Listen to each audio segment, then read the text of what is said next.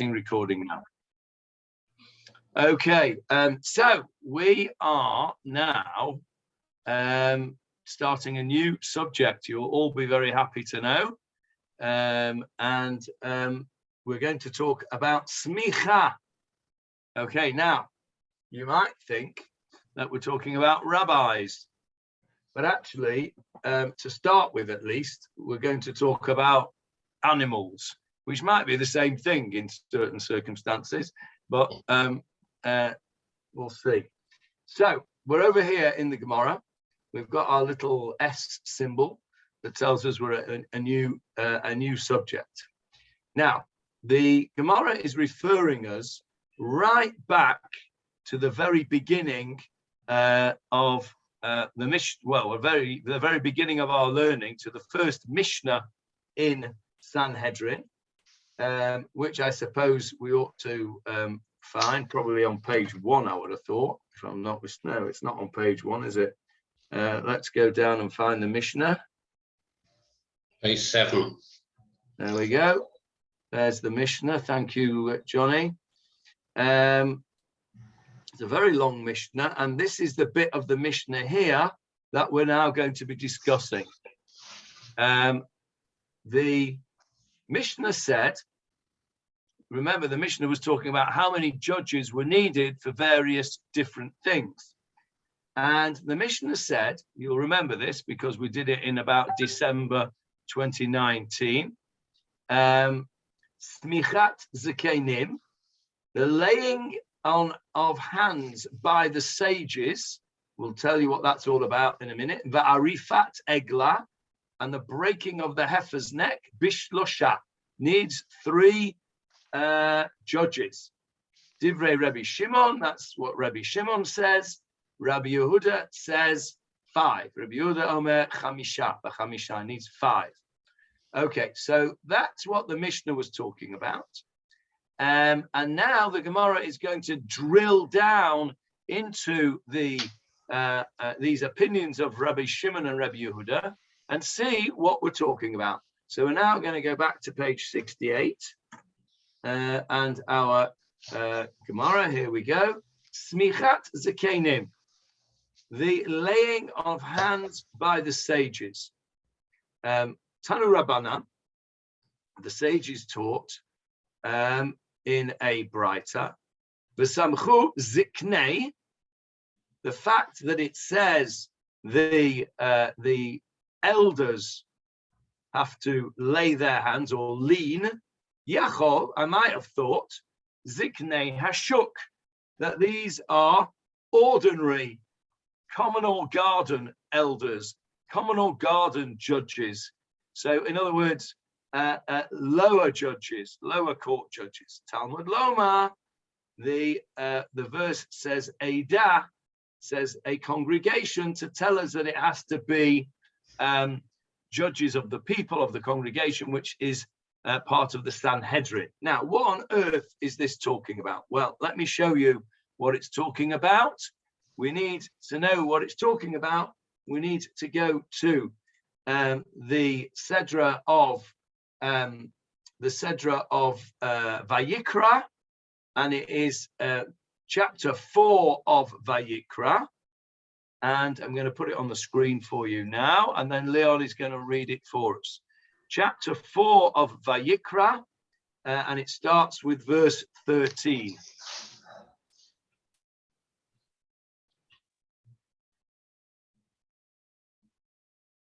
Leon, you're muted. You're muted, Leon. There we go. So I was, sorry. If the entire assembly of Israel shall err, and a matter became obscured from the eyes of the congregation, and they commit one from among all the commandments of Hashem that may not be done, and they become guilty, when the sin regarding which they committed becomes known, the congregation shall offer a young bull as a sin offering, and they shall bring it before the tent of meeting. The elders of the assembly shall lean their hands upon the head of the bull before Hashem, and someone shall slaughter the bull before Hashem. Okay, let's stop there. The rest of it is all the what you do after you've done the shechita. The Kohen collects the blood and sprinkles it and all that stuff.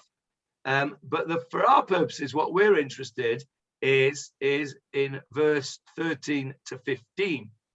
Now, this scenario is when a bet din makes a psak halacha, and everybody follows that psak halacha. So, for example, they say that it is permitted on such a day.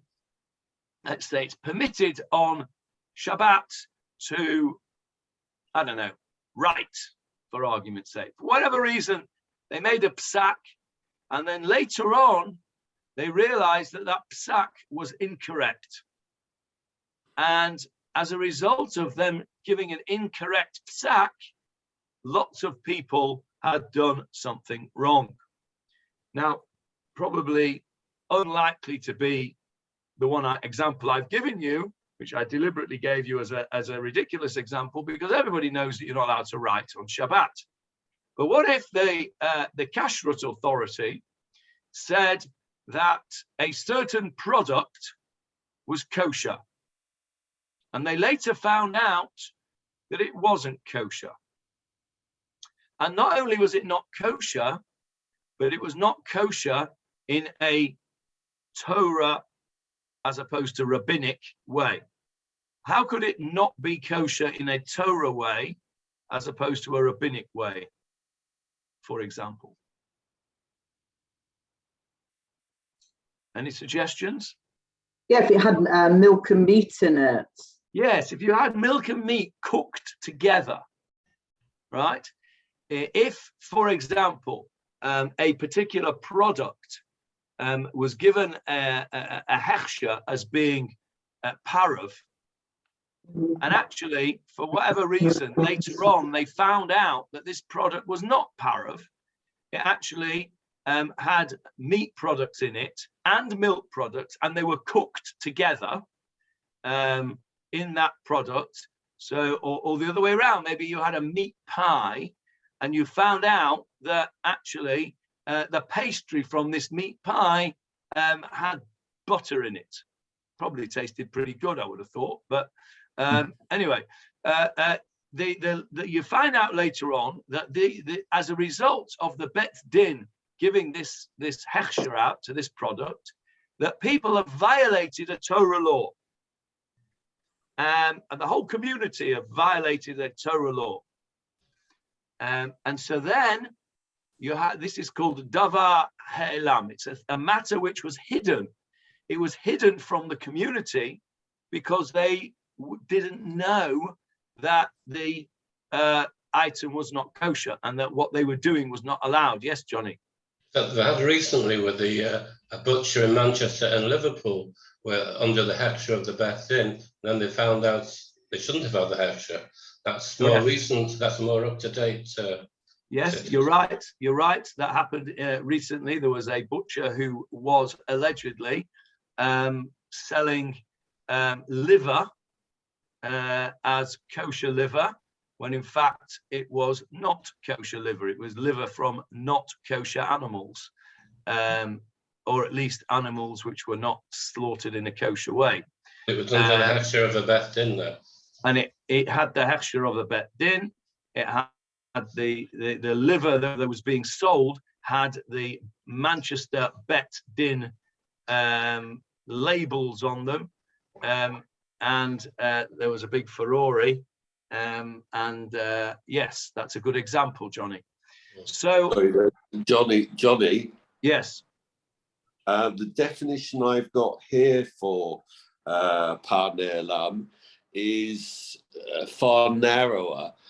It's where the Sanhedrin or the Beit Din make an error in judgment on a negative commandment, which where the transgression is punishable by chores.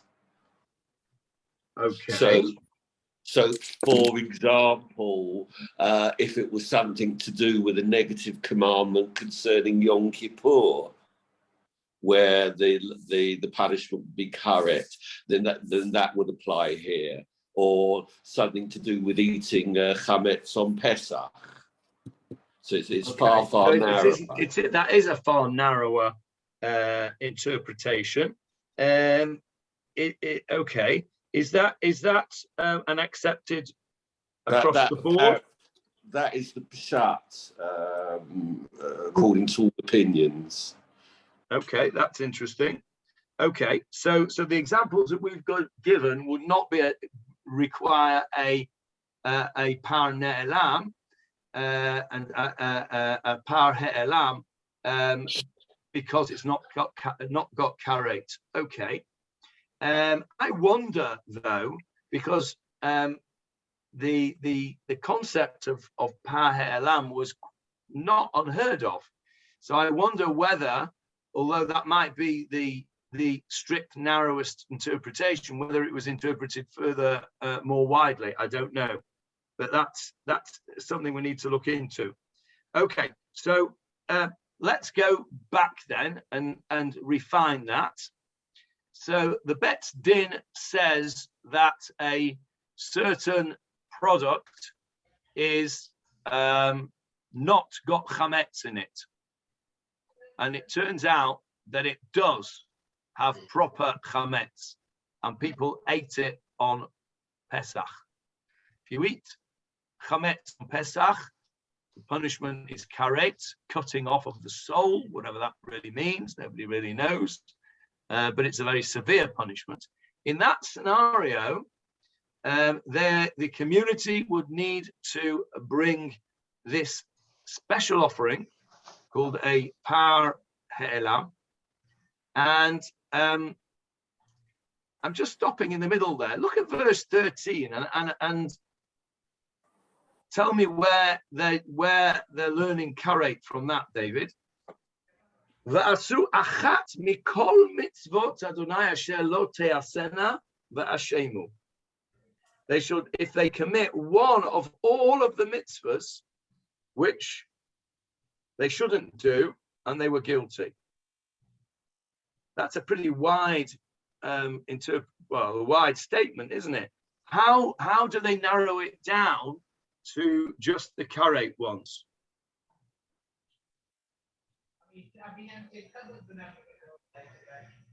David, you still with us? Okay, he's not. Right, we need to. I am. You are. Okay. Yeah. How is it narrowed down from that broad statement in verse 13? I'll see if I can find it for you. Okay, fine. We'll carry on in the meantime. So let's carry on with our example of chametz on Pesach. Because the Bet Din were responsible for the sins of the people because they gave a wrong psak, the community have to bring this offering, and what they have to do is the elders of the community, and this is what we're talking about here, verse 15, v'samchu, look at the Hebrew words because these are very important to the Gemarah now. V'samchu ziknei ha'eda et yedehem al rosh hapar. Let's translate that literally. V'samchu ziknei ha'eda, and the elders of the congregation shall lean their hands, et yedehem, their hands, upon rosh hapar, the head of the bull. Now, at first glance of that pasuk, the elders of the community shall lean their hands upon the head of the bull. That's a fairly simple, straightforward statement, which you wouldn't think would be open to much interpretation, but you would be wrong, because the Gemarah is now going to interpret this pasuk in detail. So I want you to remember that pasuk, because I'm going to take it off the screen now and go back to the Gemarah. V'samchu ziknei ha'eda et yedehem al rosh hapar. and the elders of the community shall lean their hands upon the head of the bull. Right, let's go back to the Gemarah.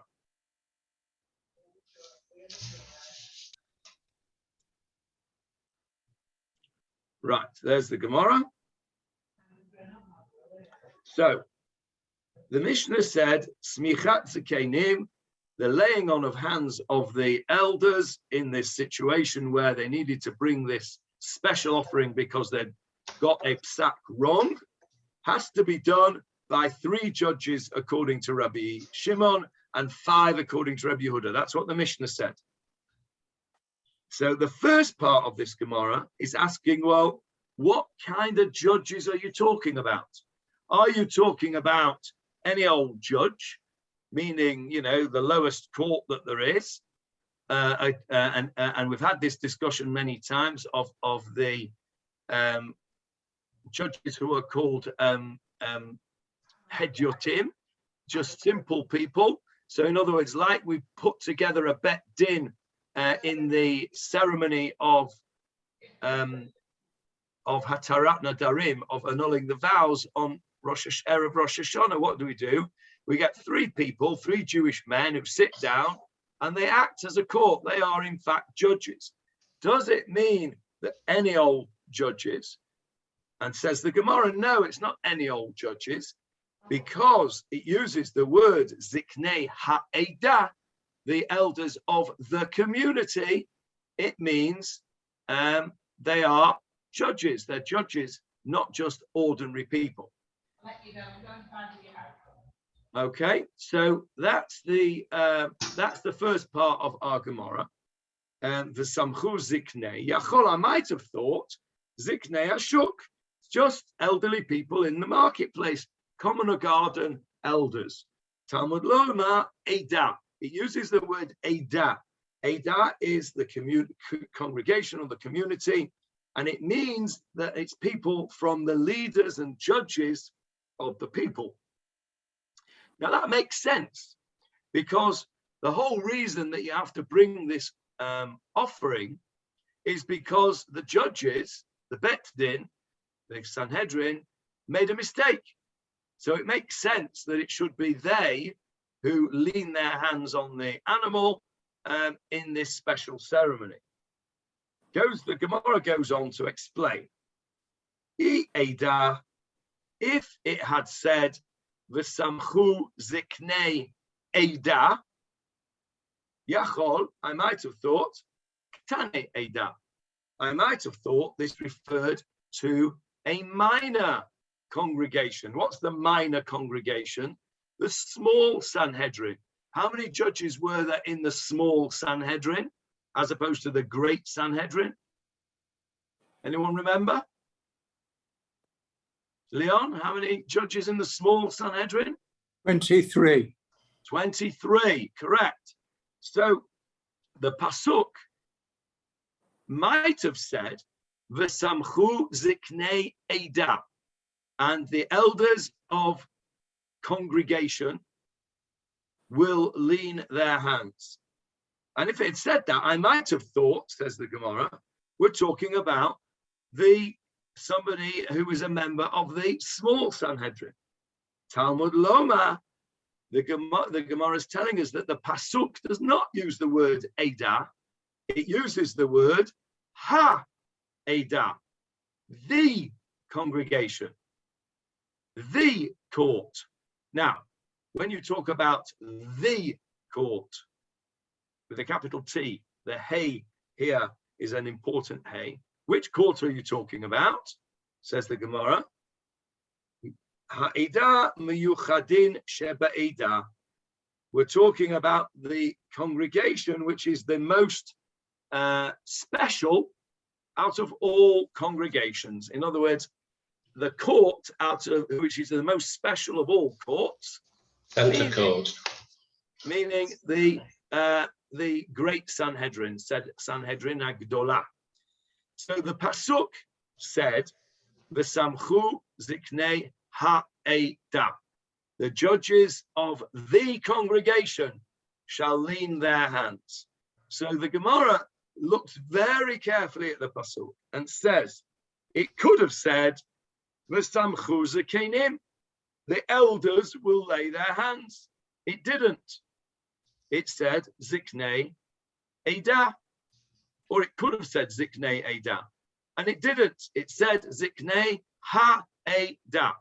So the Gemara looks at the pasuk and learns something from the word eda, and then learns something more from the additional hey to make it into the most important congregation.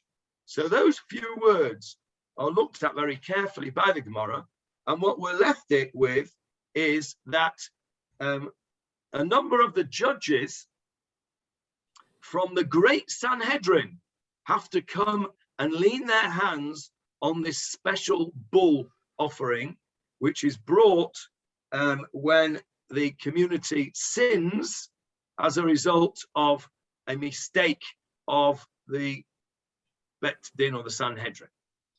So the next question is, V'kama hein, over here in the Gemara, how many need to come? Surely not all 71 of them, because that would be pretty difficult to get that together, that all 71 judges would be there at the same time and to lean their hands on this poor bull who's got queuing up. How can you get 71 pairs of hands on at the same time? So the bull was dead by this time, though, wasn't it? The bull had been killed. No, this is before the Shechita. I thought in the pasuk they killed it. Okay. Let's go back to the pasuk. Johnny, before you continue on that line, this analysis of the letter hey, is that the same really as in modern Hebrew? When you want to use the superlative, you bring in the letter hey. Yes, as you would in English, you know. Yes. It depends how you pronounce it. Of course, I've been going the Ada, the congregation, Right. and yeah, the best you can get. That's right. Yeah. The choicest, the best you can get. Correct. Yeah.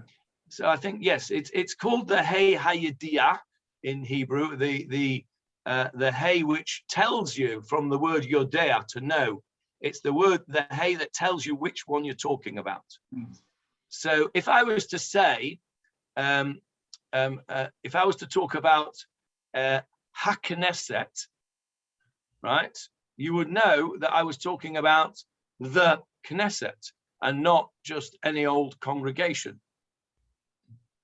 Okay, because you're using that hey, that word the, in a way which narrows it down to the choicest. So yes, that's correct. Right, let's go back to the pasuk so we can see what it actually says.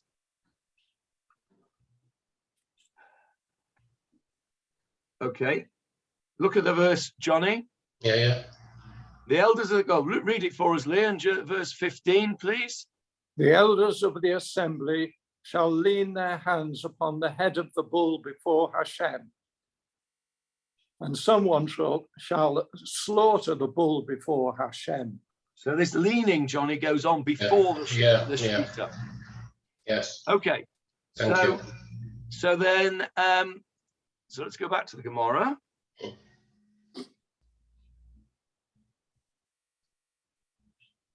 There we are.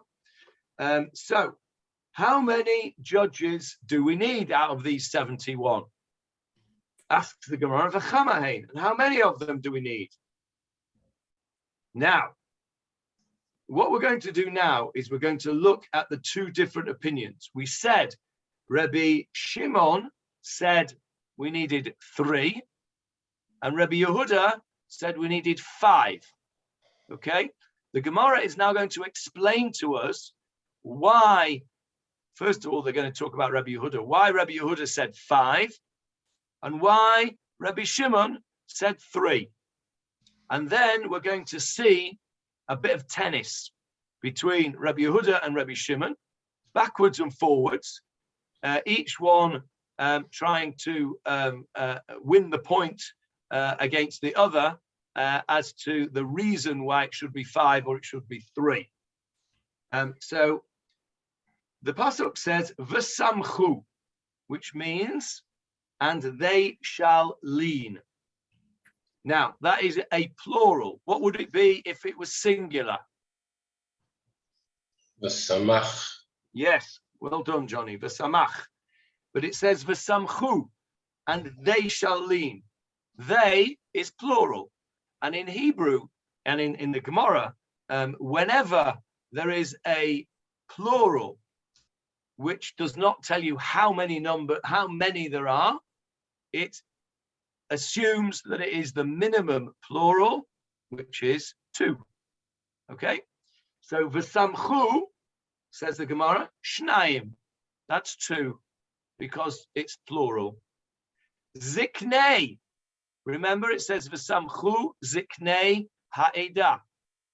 So ziknei is plural. It means the elders, with an S on the end, elders of the community shall lean. So ziknei is plural. So how many is that? Another 2. Okay? So we've got here 2 for v'samchu and 2 for ziknei. So we're up to 4 judges, just based on the pasuk, right? Ve'ein beit din shakul, and we can't have an even numbered bet din. We know that rule, don't we? A bet din has to be an odd number. Musifin aleihem od echad. So we add on to them 1 more. Hare kan chamisha. Therefore, here we have 5 divrei Rabbi Yehuda. That is the words of Rabbi Yehuda. So Rabbi Yehuda's argument for 5 judges being required to lean their hands upon this bull is based on the pasuk that says v'samchu ziknei ha'edah. V'samchu, plural, that's 2. Ziknei, plural, that's 2. So we've got 4. You're not allowed to have an even number of judges on a court, and so we add 1 on, and that's 5. Right. Now, Why do you add 1 on? Why don't you take 1 off? Is that what the other one says? because you need 2. You And could you need take, another 2, so that's 4. you could have taken 1 off, that would be 3. Yeah, but then you haven't got 4, have you? If you've got 5, you've got 4. If you've got 3, you've not got 4. Right? Okay. So you have to add 1. So, Michael, you're going to tell me what's wrong with that. Well, hold it. It's just that it's not a court. They're not making a judgment, so you need a majority. In this case, something's gone wrong, and therefore there's not going to be a dispute. It's not going to be the 1 against 1. They're both going to do it, or it won't be done at all. So why do you need an odd number when it's not actually a court case?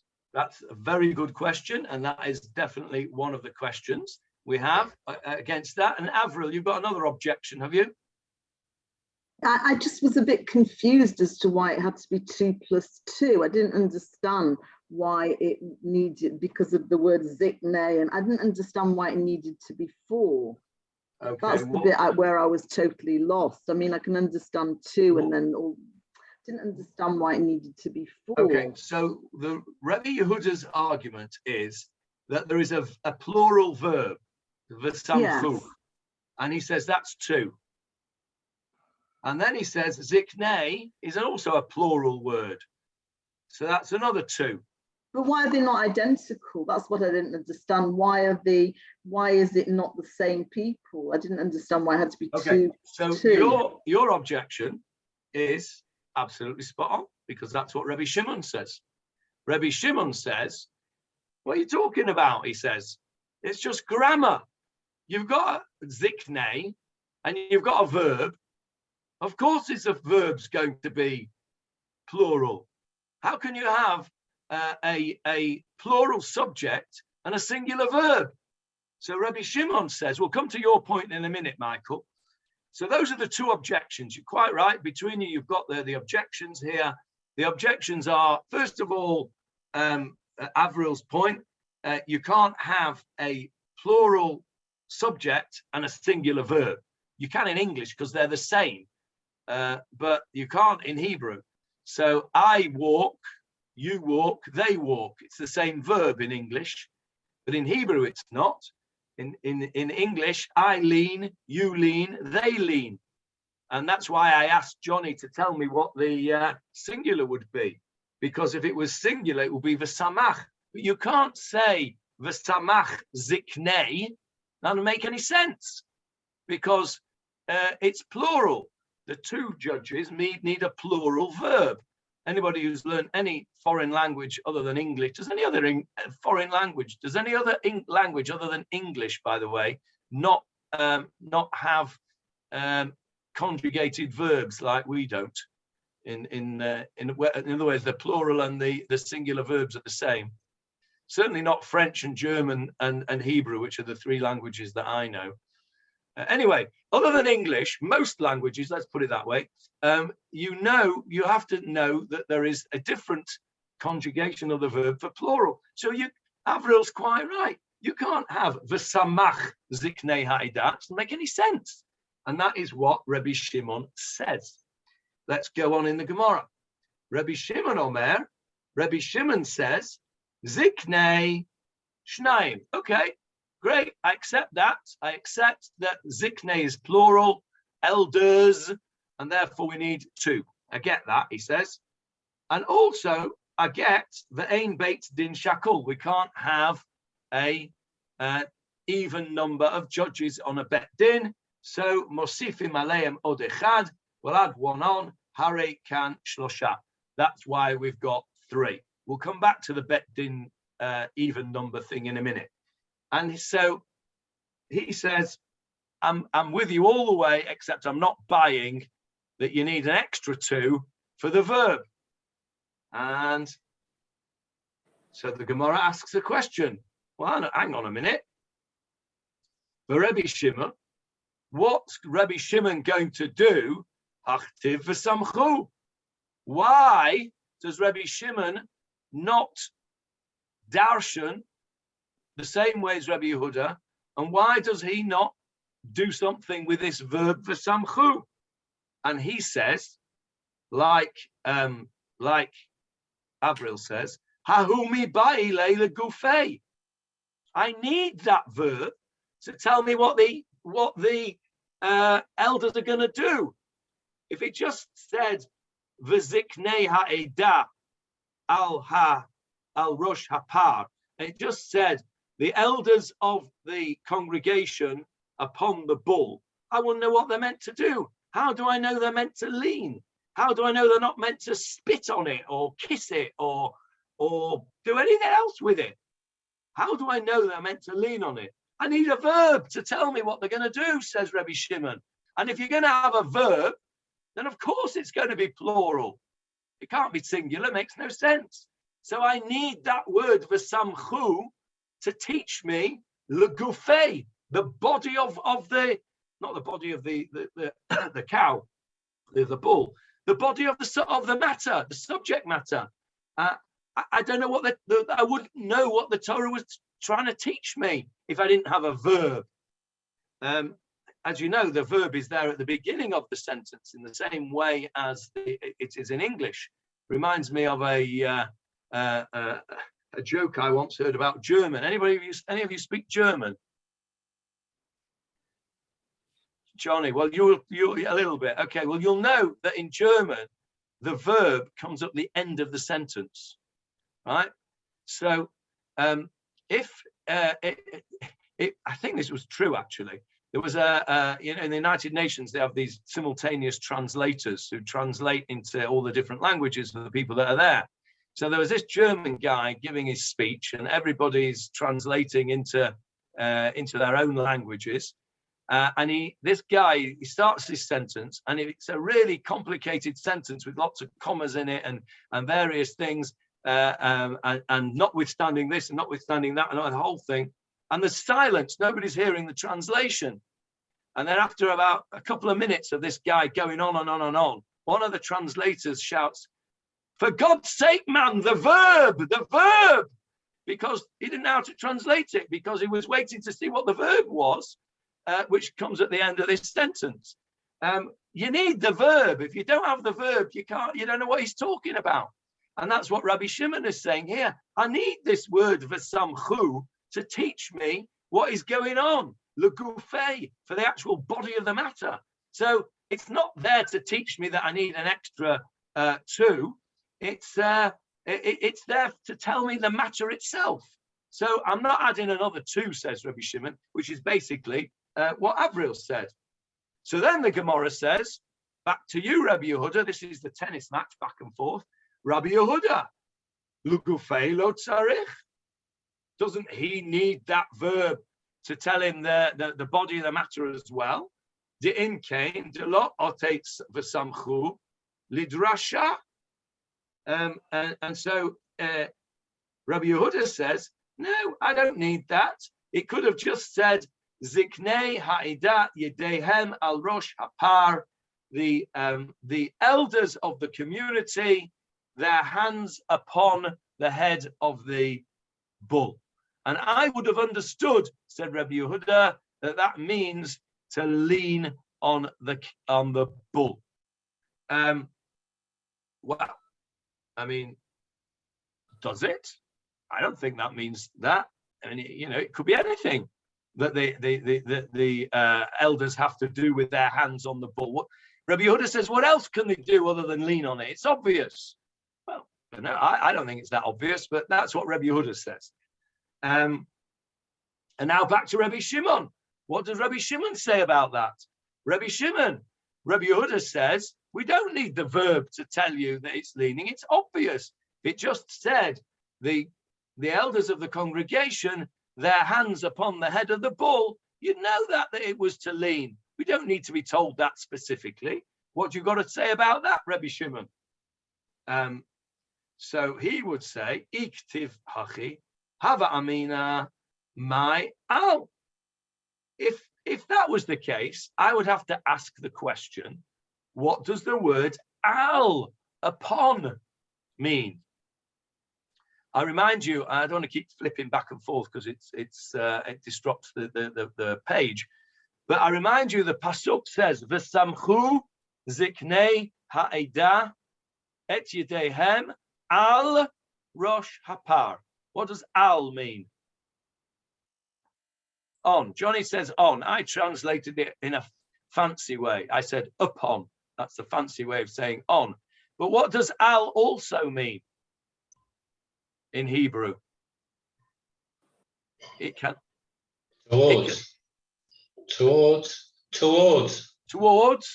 That would be L. That would be L with an aleph. Okay. This is Al with an ayin. Al, do not. It can Al also with an aleph. It can also mean about. Ani medaber alav. I speak about him. It can also mean Al. Can also mean above. Oh, yeah. On top of. Aliyah. So Rabbi Shimon says to Rabbi Yehuda, you're wrong. If you don't have the verb v'samchu and they shall lean, I might think that I don't know what to do with my hands, because I might think that I have to put the hands above the cow's head, the bull's head, or around about the bull's head. Al doesn't necessarily mean that you have to lean your hands or touch it. It means it's on or above. So Rabbi Shimon says to Rabbi Yehuda, sorry, I don't agree with you. We do need that verb v'samchu to teach us what to do. And therefore, you can't use it because you're only allowed to use one word for one drosha. You can't use one word. That's one of the rules of the Gemara. You can't learn out two things from one drosha. So if you're going to learn v'samchu means to lean, then you can't learn that it's two. If it's superfluous and you don't need v'samchu to teach you that you have to lean, as Rabbi Yehuda says, then it's free, as it were, to be darshan for another 2 judges. So that's how Rabbi Yehuda gets to his 5, and Rabbi Shimon's not having any of it. He says, I need that to tell me what to do with my hands. Okay, that's a good retort, I think, to Rabbi Yehuda, no? So back to your Rabbi Yehuda. Ball's over the net now in Rabbi Yehuda's court. Over here, Rabbi Yehuda, what are you going to say about this? So Rabbi Yehuda's got to think quickly. What can he say? How can I learn that the procedure is to lean the hands? The Zakenim, the elders, need to lean their hands on the head of the bull without using the verb to lean. And he comes up with a rather clever little answer, and he says, I'll learn it, Rosh Me'olah. Now, that is a Gemarah Shava. We've come across that before. Anybody able to explain what a Gemarah Shava is? You've spoken about it this morning, those of you who have davened already.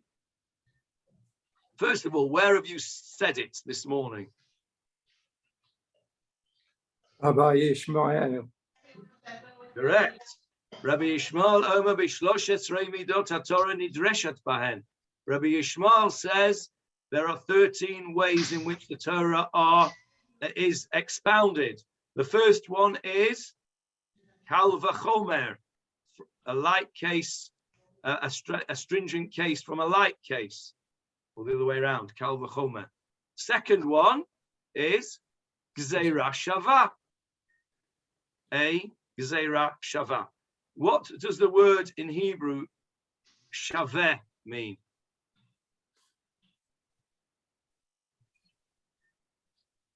Is it broken? No. Say again, Avril. Is it broken? That's No. shavur with a bet and a resh. This is shaveh with a vav and a hey. Shaveh.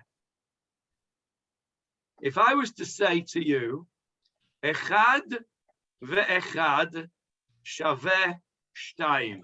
It's equals. Equals, correct. Shaveh means equals. Okay. It also means worth, which is the same thing. Okay. If I say to you, kama zeh shaveh, how much is this worth? And you say to me, that's worth £100. Well, that's saying the same thing, isn't it? That's saying that whatever the article is equal to the value of £100. So that's why shaveh means worth. It's worth, but it means equal. So Gemarah Shava means that you can learn something from the fact that 2 words are the same. And here there is the word Rosh in our pasuk. Remember, V'samchu ziknei ha'edah, the elders of the congregation shall lean et yedehem, their hands, al rosh hapar, on the head of the bull. So Rabbi Yehuda says, there's another pasuk which uses the word rosh, which tells me very clearly that the procedure is to lean the hands.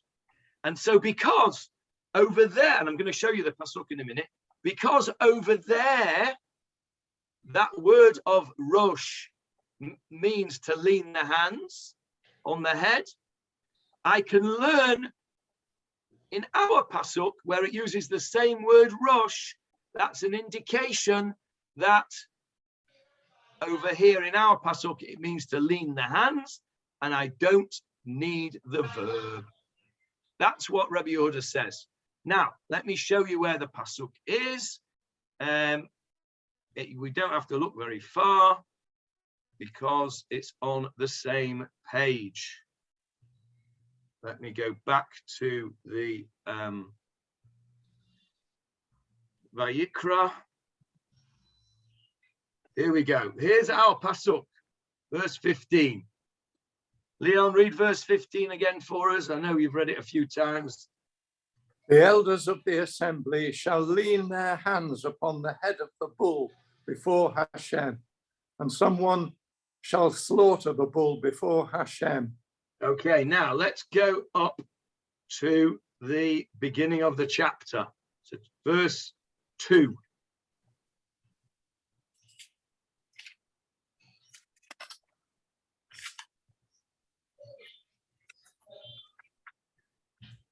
Well, same chapter, verse 2. yes, split on the page. Speak to the children of Israel, saying, when a person will sin unintentionally from among all the commandments of Hashem, that may not be done, and he commits one of them. Keep If going. the anointed, yes? Yeah, keep going. If the anointed Cohen shall sin, bringing guilt upon the people for his sin that he committed, he shall offer a young bull, unblemished, to Hashem as a sin offering. He shall bring the bull to the entrance of the tent of meeting before Hashem. He shall lean his hand upon the head of the bull, and he shall slaughter the bull before Hashem. Okay, now you can see that pasuk there is parallel to our pasuk. V'samech et yodo el rosh hapar v'shachat et hapar lifnei Hashem. That's the singular. V'samach et yado. He shall lean his hand al rosh hapar. So Rabbi Yehuda says, because we know already what you do on the head of a bull, because this pasuk tells us v'samach et yado. Now, we don't need to learn anything else out from the word v'samach, that it's a singular. That's because we're not worried about how many judges here. This is an individual person. So if an individual person has to lean his hands on the head of the par, because this verse, verse 15, is exactly the same language, only in the plural, says Rabbi Yehuda in our Gemarah, the fact that it's the same language using the word rosh in both places, I don't need that verb v'samchu to tell me that it is to lean. I could have known that on my own, worked it out from verse 4 that Leon has just read out. Okay, so let's go back to the Gemarah again. Now we're flitting back and forth, but that's just the way it is today. So you could have said you don't need the verb, you don't need the word rosh then. Just you could argue it's because no, well, then what you'd say is what Rabbi Yehuda would say then is you could have argued you don't need that. You should have just put the ziknei haida yedehem al hapar. Yeah. Now he would have said, well, hang on a minute. We don't know which part of the bull. Maybe because there's 5 of them, they can't all put it on the hands, on the heads, yes. on the head. Maybe we can put it somewhere else on his back. So you need the rosh. That's the important bit, the rosh here. So Rabbi Yehuda says that this is a gezerah shava.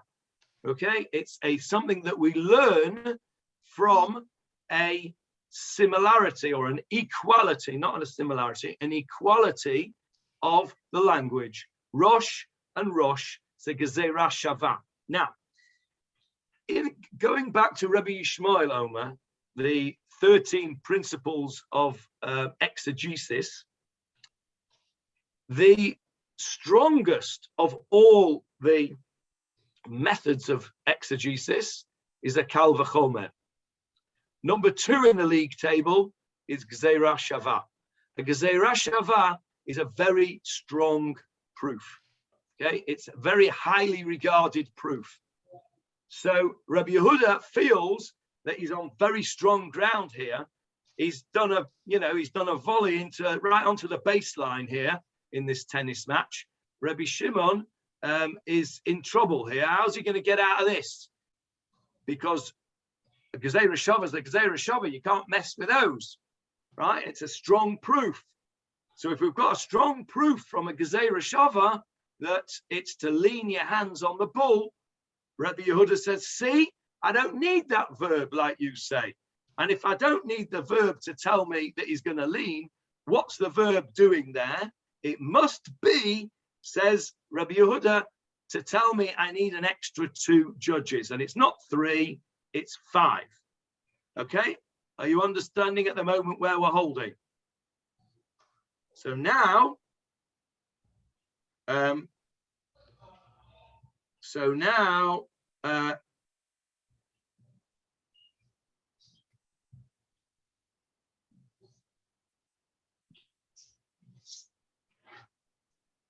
Shimon, what's he going to do now? What's Rabbi Shimon's answer? Anybody think, without looking in the translation, what's Rabbi Shimon's answer going to be? Is he not going to distinguish the 2 cases? Can he not do that at that stage? I've never heard, I've not studied Gemarah before, so I've never heard of this concept of the Gezeirah Shava. Presumably that only applies when there are no other exceptions, where there isn't another instance where it's been used and it means laying hands on some other part or something.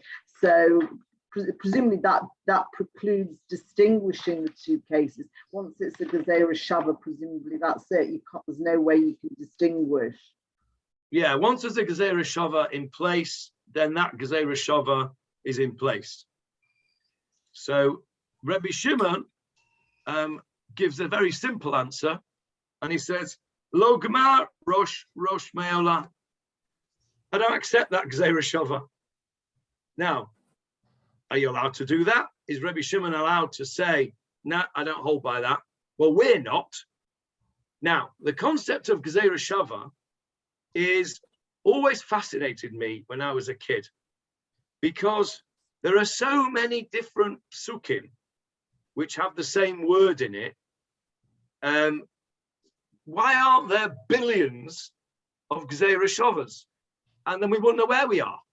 You know, and it always fascinated me, this.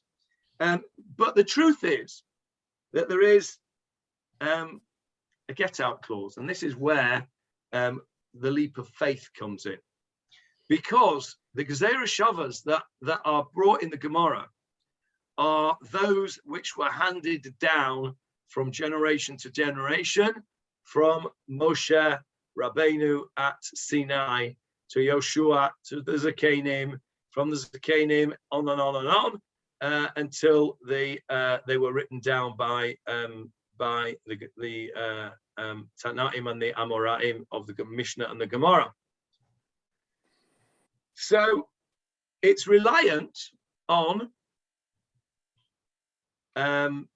passing down of the oral law. Now, we all know, don't we, that the oral law is the subject of machloket. Otherwise, there won't be any Mishnah or Gemara. Otherwise, Rabbi Shimon and Rabbi Yehuda wouldn't disagree. So, if you ask me, why is there such a thing as the oral law?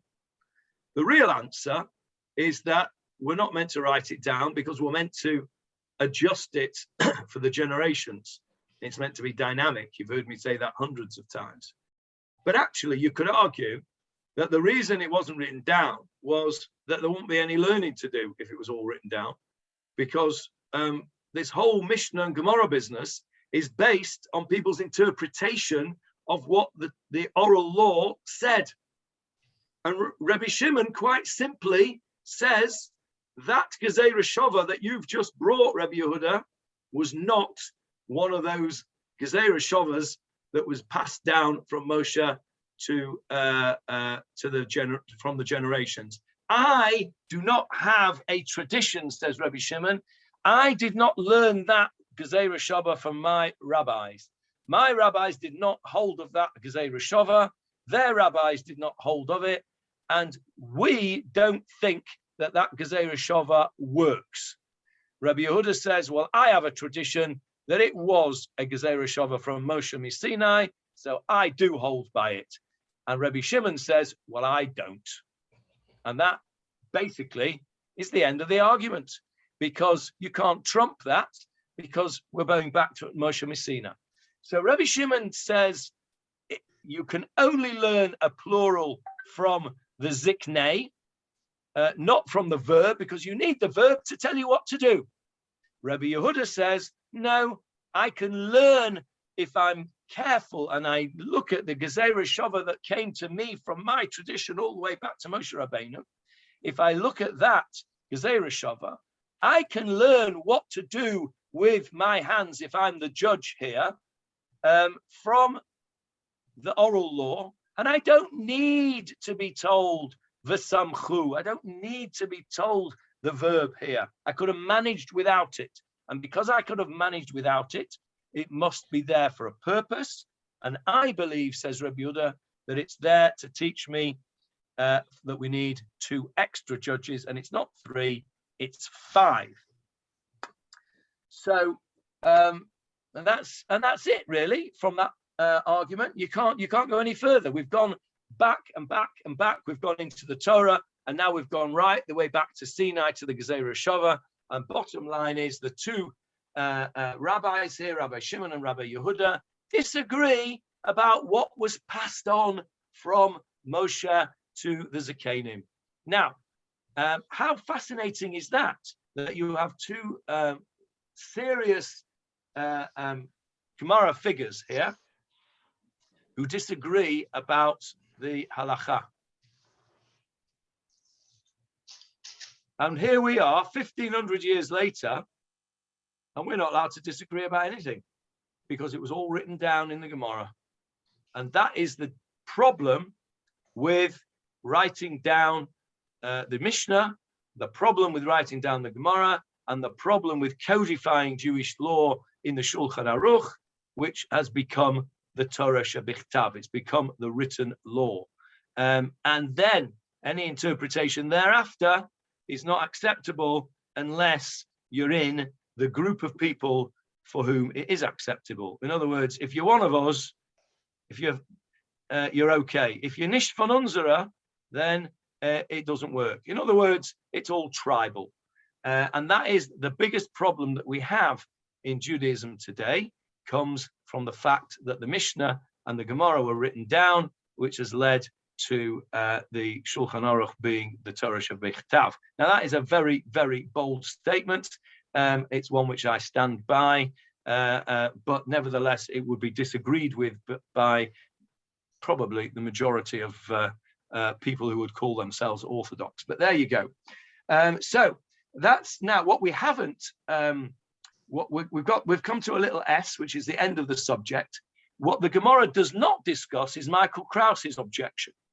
And actually, I had the same objection, and in the time that I had to prepare, which was only this morning, I didn't actually open the Gemarah until after shul this morning to prepare. I haven't had time to find an answer to your question, Michael, as to why you need the extra 1 to make it an even number, because as you quite rightly say, there is no position for disagreement. This is not a psak that they're making. This is a procedure that they're doing. Steinsaltz, I think, mentions it in passing and raises the question, but doesn't actually offer an answer. So that's a bit of homework for everybody to see if they can find out an answer. Leon, you're looking smug. Have you got an answer? No, but I've got another question. Oh, okay. Well, Jeffrey first, and then your question. It's just an observation, but the Spanish and Portuguese community in England have a board of elders who are, I suppose, supplementary to their Beth Din, and they manage their congregations or their members. Many of them are there on this board of elders? Beg pardon? How many of them are there on the board of elders? Good question. I don't know. Okay, please find out for next week. Well, my sources now are all Hovis, unfortunately. But I will try. I know someone know what that's Hovis is. I know Don't one know what that's Hovis is. Hovis is a type of bread. They are brown bread, i.e. they're dead. Okay, well, we'll have to try and find that out. Ask Marcel, he might know. He's not old enough. Okay, so I don't know the answer to your question, Michael, but I think it's a very strong question. I found an answer. Good old Mike, good old David. Go on, what's the answer? Well, an answer is that there could be a dispute on this particular animal as to whether it's got a mum. If it has got a mum, is it a mum that's going to disqualify it from being offered up as a korban? And therefore, an odd number of judges would be required to determine whether or not it was a mum that invalidated the korban. Similarly, that there's a parallel.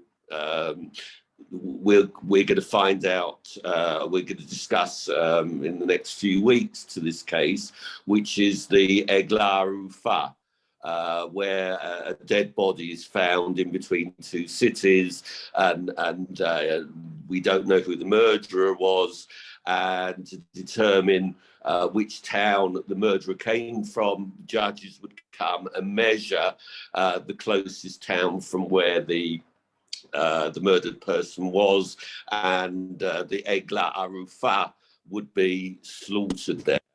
And the same qualification of smicha was required on this Eglah Arufa. And why was there an odd number of judges there?